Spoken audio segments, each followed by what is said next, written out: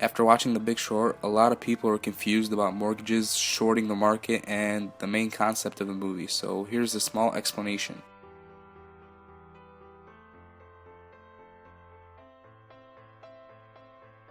Now, in the movie, three groups of investment bankers are betting or shorting against the housing market. What this means is they are simply betting that the housing or real estate market will go down in value. So, for example, if ABC Inc. is trading at $30 per share, but you think because that they have a bad product, maybe high insider selling, that this stock is going downhill. It's headed to zero. So you get on your brokerage account and make a trade to sell short 100 shares at $30 per share. So $3,000. You're basically borrowing the $3,000, so you're already in the hole if the stock goes up.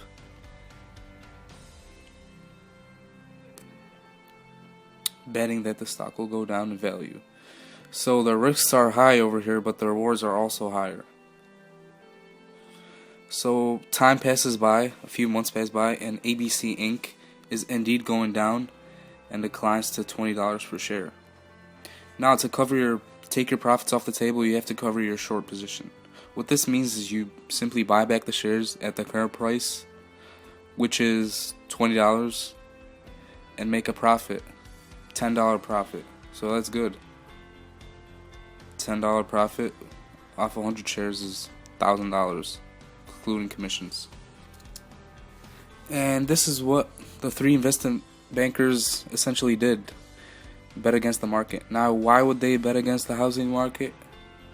Well, basically because of subprime mortgages. You see, when you apply for a mortgage, your loan usually gets a rating on how risky it is, from AAA to B and etc. AAA is usually the best rating you get, and it's the least risky and most likely to make your payments. And then there's the most risky loans that are usually called subprime. Basically shit ratings. And the banks held debt to these loans. So what they did is basically bundle them up, gave them a total rating on how many AAAs, triple Bs, and Bs, and sell that debt. So, as time passed, the bundles contained riskier and riskier loans due to millions of people taking on these huge mortgages that they can't pay back. Banks were basically accepting mortgages left and right.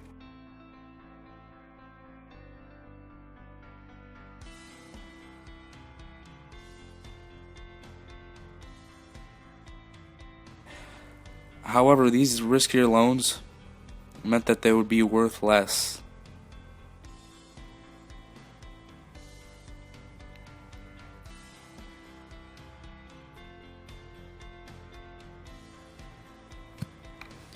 And banks want to make the same margins they were making before, so they lied about the bundles and said they were still high quality, AAA quality. Eventually, these bundles got so risky that they were worthless, leaving hedge funds and banks, investors all in the red. But who even took a bigger hit were the banks and institutions selling insurance on those instruments in the form of credit default swaps, or CDOs.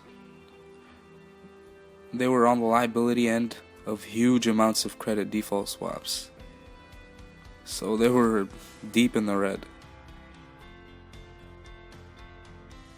So after the movie, you're probably still wondering who made money during this crisis. Well, the people who shorted the market, of course. They were smart enough to short the mortgage-backed securities before the market crashed and cashed out with a shit ton of money.